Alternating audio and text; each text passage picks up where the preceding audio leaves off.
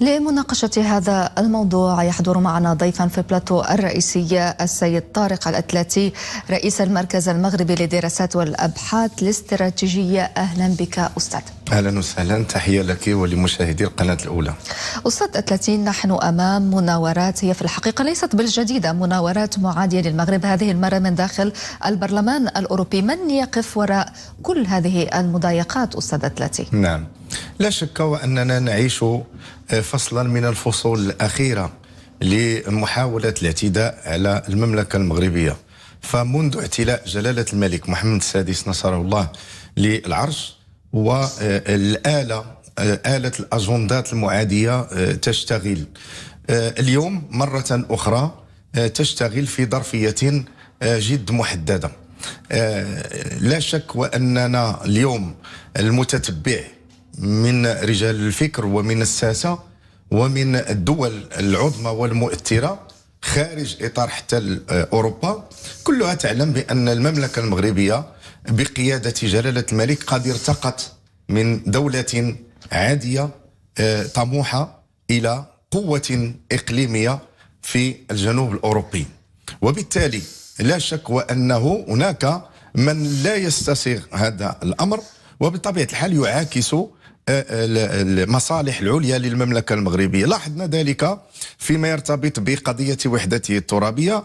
لاحظنا بأن البرلمان الأوروبي كان دائما يستصدر قرارا خاص بالفلاحة وكل الصيد البحري المرتبط بالصحراء المغربية ويعاكس مصالح المغرب، ولكن لكي يطمئن المواطنات والمواطنين المغاربة، البرلمان الأوروبي هو جهاز استشاري وليست له أي إلزامية، والمملكة المغربية قوتها في التعامل مع أوروبا في الشراكة مع الاتحاد الأوروبي.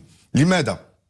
لأن هذا البرلمان الأوروبي هو يحتوي في مكوناته كأعضاء داخل هذا البرلمان، وهذا ثبت للعالم في محطات عديدة، وكانت آخرها ما سنتحدث عنه اليوم، وأنه للأسف فاسد إلى حد ما بشكل كبير، لأنه يضم في ثناياه يعني شخصيات ثبت بأنها فاسدة، وبالتالي يمكن في إطار التتبع مسار هذا البرلمان بأنه يشتغل وفق أجندات زمنية معينة، ومن بين هذه الأجندات دائما كانت المملكة المغربية في الواجهة بالنسبة لبعض التيارات داخل البرلمان الأوروبي. اليوم يجب أن يعي الجميع بأن المملكة المغربية وما حققته طيلة أكثر من 20 سنة بقيادة جلالة الملك بصفته رئيسا للدولة المغربية وبصفته يقود الدبلوماسية الملكية، وصلنا إلى أننا نعقد شراكات كبرى، وكان آخرها الاتفاق الثلاثي مع كل من الولايات المتحدة الأمريكية ودولة إسرائيل. وبالتالي يجب أن يعي الجميع على أن المملكة المغربية اليوم قوة إقليمية يحسب لها ألف حساب. وفي علاقتنا مع بعض الأوروبيين نعينا ننظر إلى الأمر بمحدد تقني فيما يرتبط بالبرلمان الأوروبي. أوروبا اليوم بشكل عام ومن خلال منتخبيها داخل هذا البرلمان هي تعاني من أزمة قيادة. لاحظنا بأن أوروبا من خلال هذه الشخصيات المنتخبة هي الفاقدة المصداقية، كثير منها أتحدث عن أغلبيتها لم تستطع أن توقف الحرب بين روسيا وأوكرانيا، بل تؤجج الحرب بناء على معطيات تخدم أجندات أيضا في هذا النزاع. فيما يرتبط بقضيتنا نحن المملكة المغربية، الكل اليوم كما قلت الدول العظمى والمؤثرة عالميا مقتنعة بأن المملكة المغربية دولة لم يكن ممكن أن تقام معه شراكات على المستوى الدولي كبيرا إلا إذا كانت دولة مؤسسات. بمعنى أننا انطلاقا من دستور 2011 المملكة المغربية صارت تتوفر على دستور هو الأقوى من حيث الفصل بين السلطات، وبالتالي لا يمكن بأي حال من الأحوال أن نسمح لبعض المنتخبين على مستوى البرلمان الأوروبي والذين لا يفهمون حتى الدستور المغربي أن يأتي اليوم ليتحدث عن السلطة القضائية في المملكة المغربية بأنها لم تقم بأدوارها، أو أن يتحدث أيضا عن الجهاز التنفيذي أنه لم يكن يقوم بأدواره. فيما يرتبط إذا رجعنا إلى ما تثيره هذه الشخصيات الخدومة للأجندة المحددة اليوم، هي ترتبط بين قوسين ما يسمى ببعض الصحفيين. في المملكة المغربية المغاربة سواء، مواطنات ومواطنين، لا أحد منهم يعلو فوق القانون سواء بمهمته أو بمهنته أو بمناسبة مهنته. نحن اليوم نتحدث هل هذا الشخص فلان وعلان هل ارتكب جرما تجاه الدولة المغربية؟ هل اعتدى على شخص آخر؟ اليوم يثيرون شخصية مثلا بين قوسين عمر الراضي. عمر الراضي لم تحاكمه الدولة بصفته صحفيا أو بصفته عبر عن حريته في الكلام ولذلك اعتقلته السلطات. لم تعتقله إلا بسبب أنه اغتصب صحفية أخرى. وأنا أعلم جيدا كيف أن الدول الغربية ماذا يعني لها الاغتصاب. الاغتصاب يعني جريمة شنعاء تعاقب عليها بكل ما تملكه من قوانين ومن سلطات. اليوم هؤلاء أناس يتاجرون بقضايا بين قوسين يسمونها حرية التعبير، ويتناسون بأن هناك قضايا تدخل في المواثيق الدولية لحقوق الإنسان والتي دولهم أول من صوت عليها وأول من أدخلها في هذا الاتجاه. ولكن يمكن أن نقول بأنه اليوم ما يجري أوضح لنا وأوضح للعالم بشكل جلي بأن للأسف أوروبا تتخبط. هناك أزمة قيادة على مستوى أوروبا والتي أنتجتها هذه النخب داخل المؤسسات التشريعية الأوروبية. ولكن يجب أن يعي الجميع كما قلت بأن المملكة المغربية بقيادة جلالة الملك بصفته رئيسا للدولة المغربية وبصفته أيضا رئيسا للدبلوماسية الملكية ماضية في توجهها نحو تحقيق التنمية الشاملة المرتبطة أولا بالقارة الإفريقية وبباقي التكتلات الإقليمية والدولية. لاحظنا على أن هذه الحملة اليوم التي تتوج في البرلمان والذين يعتقدون بأنهم باستصدار هذا القرار بأن المملكة المغربية سيتم خندقتها أم أنها ستعاني دبلوماسيا وسياسيا، هذا خطأ كبير. لاحظنا بأنه طيلة أكثر من شهر وهناك تطاول كبير على مؤسسات الدولة المغربية وعلى مسؤولي مؤسسات الدولة المغربية بما فيها مؤسسات الأمنية للمملكة المغربية. في هذا السياق أستاذ الكاتب، مع توالي المضايقات والمناورات يطرح السؤال أو علامة استفهام كبيرة: لماذا استهداف مصالح المغرب والهجوم عليه؟ تساؤلات كثيرة تطرح على دوافع هذا التحيز الواضح العدائي ضد المغرب. صحيح، لا شك وأنه هذا العداء أصبح مفضوحا. لماذا هو مفضوح؟ لأنه حتى أساليب الضغط داخل هذه المؤسسات التشريعية الأوروبية استسمح للمشاهد صارت بليدة ومكشوفة للجميع، لأنها اليوم تحاول الضغط على المملكة المغربية بقضايا داخلية للمملكة المغربية ومرتبطة بسيادة المملكة المغربية، لأنها مرتبطة بالقضاء، مرتبطة بالمؤسسات التشريعية، مرتبطة بالمؤسسات التنفيذية. وبالتالي لماذا؟ وهذا هو السؤال الذي سنجيب عنه، والجواب بسيط جدا. الجواب هو أن ما تحققه المملكة المغربية في خاصة في القارة الإفريقية أثار ولا زال يثير حفيظة بعض الدول الأوروبية. لاحظنا أن مجموعة من الدول الأوروبية كانت ستنحو منحى هذا التوجه المشوش، ولكنها رجعت إلى رشدها وانخرطت مع المملكة المغربية. ونذكر هنا دولة المملكة الإسبانية وغيرها من الدول، هولندا وغيرها من الدول في أوروبا. ولكن لاحظنا بأنه المرتزقة داخل المؤسسات التشريعية الأوروبية لا زالوا في طريقهم نحو التشويش فقط على المملكة المغربية. هم يعلمون علم اليقين بأن المملكة المغربية اليوم هي دولة قوة إقليمية على مستوى الإقليم ودولة قوية على مستوى القارة الإفريقية، ودولة كما قلت في البداية حققت شراكات، وهذه الشراكات كبيرة جدا، ليس فقط على المستوى السياسي والدبلوماسي والاقتصادي، ولكن أيضا على المستوى العسكري والأمني. وبالتالي نحن نتحدث اليوم عن قوة إقليمية أمنية عسكرية سياسية دبلوماسية اقتصادية واجتماعية، وهناك من يريد أن يحد من هذا التطور الإيجابي للمملكة المغربية. التساؤل البسيط الذي يعادي المملكة المغربية اليوم في الغرب الإفريقي وغيره من الدول هو من كان يسيطر على هذه المناطق في السابق.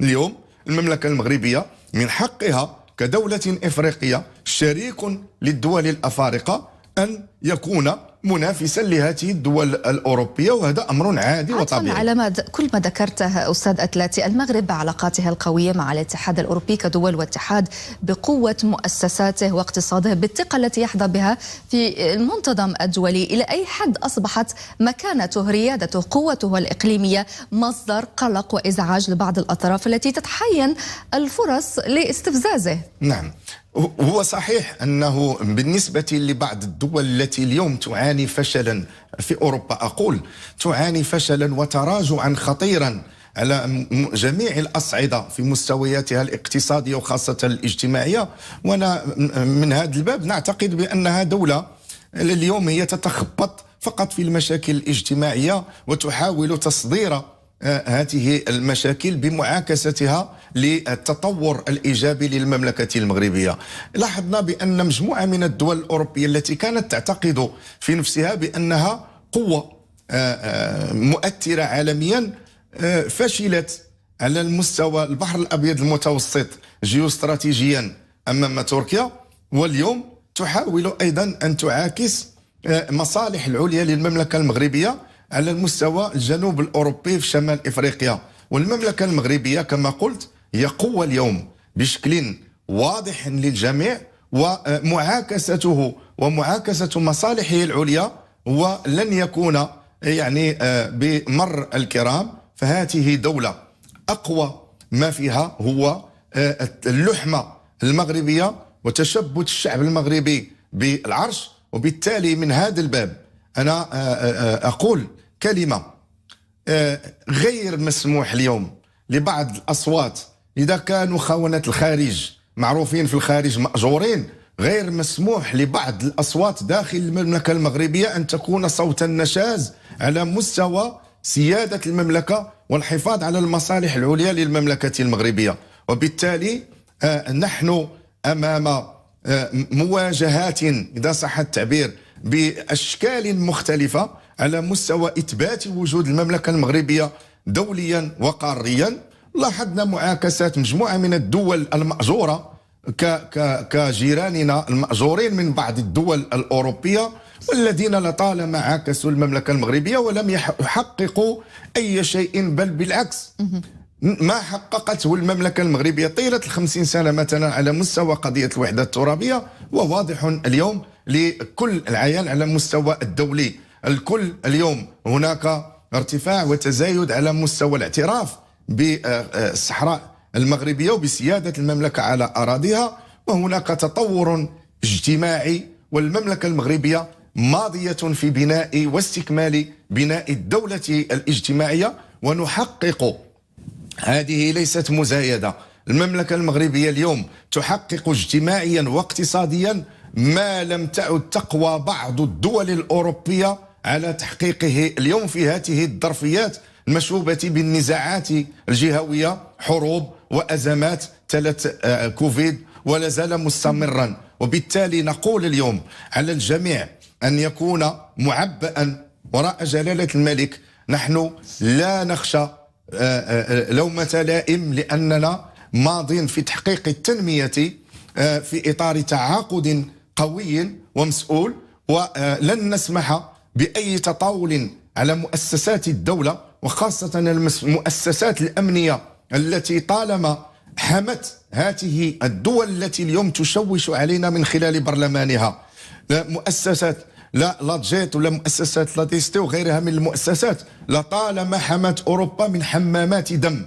وبالتالي اليوم هذا التطاول على مسؤولي هذه المؤسسات الأمنية وضرب من ضروب الخيال لدى هذه الدول، لأن اليوم الكل يعلم علما يقين بما فيها الولايات المتحدة الأمريكية وبما فيها روسيا الفيدرالية بأن المملكة المغربية مدرسة أمنية قوية ويسمح بأن تقوم معها شراكات. بالأمس فقط هناك شراكات مع روسيا لإقامة مفاعل نووي في أكادير وغيره، أن نتحدث عن روسيا الفيدرالية. أما مع الولايات المتحدة الأمريكية فالشراكات هنا مستمرة منذ اعترافنا بالولايات المتحدة الأمريكية. أستاذ أتلاتي، علاقات المغرب وأوروبا التاريخية الثقافية والاقتصادية لا يمكن أن تتأثر بمناورات واستفزازات بعض الأطراف ذات الأجندات المعروفة.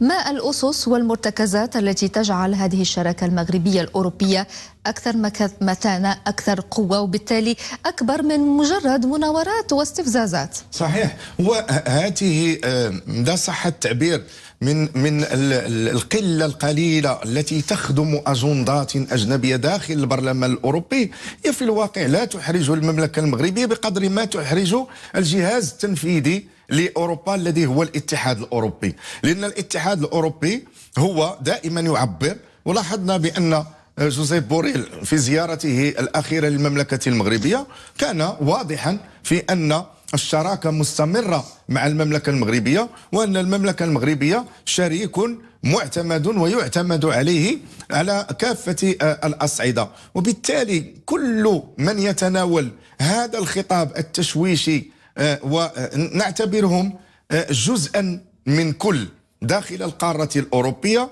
وأن الاتحاد الأوروبي هو يتخذ قرارات تجاه المملكة المغربية كشريك، ولا ننسى بأن المملكة المغربية شريك متقدم تجاه الاتحاد الأوروبي، ويعلمون علم اليقين بأن المملكة المغربية في شراكاتها دائما ملتزمة اقتصاديا وسياسيا ودبلوماسيا. ولكن الأقوى من هذا هو أن المملكة المغربية على مستوى موضوع الهجرة هي تحمي أوروبا، وعلى مستوى الإرهاب حمت أوروبا وجنبت دول كبيرة. أنا حينما نتحدث مثلا عن فرنسا، أنا أستغرب كيف لفرنسا أن يكون لها مواقف يعني تشويشية ومعادية للمملكة المغربية، والمملكة المغربية قد جنبت فرنسا يعني حدث ولا حرج من العمليات الإرهابية التي كان من الممكن أن تجعل من باريس مثلا مدينة فوضوية في إطار هذا الاتجاه حضور الإرهاب القوي لديها. وبالتالي نقول بأنه المملكة المغربية مفتوحة على كل الدول في علاقاتها البينية الثنائية، أو في علاقاتها مع التكتلات القارية، أو في علاقاتها بطبيعة الحال مع المنظومات بصفة عامة. المملكة المغربية يحسب لها ألف حساب اليوم. المملكة المغربية واعية بقراراتها، تتخذ القرارات المناسبة في مواجهة كل أزمة. لنا ما يسمح لنا من قوة اقتصادية واجتماعية وسياسية لمواجهة مثل هذه الأزمات.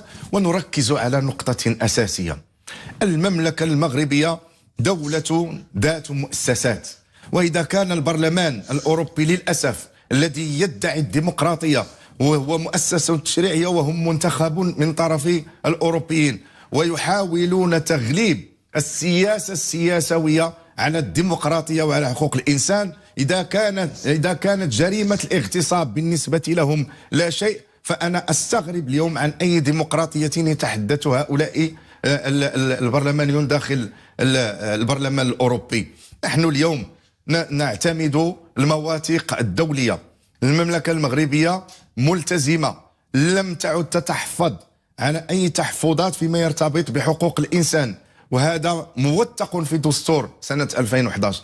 المملكة المغربية واعية بالأدوار التي هي على عاتقها في شراكاتها الكبرى كالاتفاق الثلاثي مع الولايات المتحدة الأمريكية ومع دولة إسرائيل، وفي تحقيق السلم والأمن الدوليين. لاحظنا كيف أن جلالة الملك فقط حضوره في قضية الفلسطينية له ثقل كبير، والمعابر فتحت نتيجة تدخل جلالة الملك رئيس الدولة ورئيس الدبلوماسية الملكية. يقول بأنه اليوم الذي يتحدث عن المملكة المغربية عليه أن يراجع مسار المملكة المغربية في خدمة الديمقراطية، في تحقيق الديمقراطية، في مراعاة حقوق الإنسان.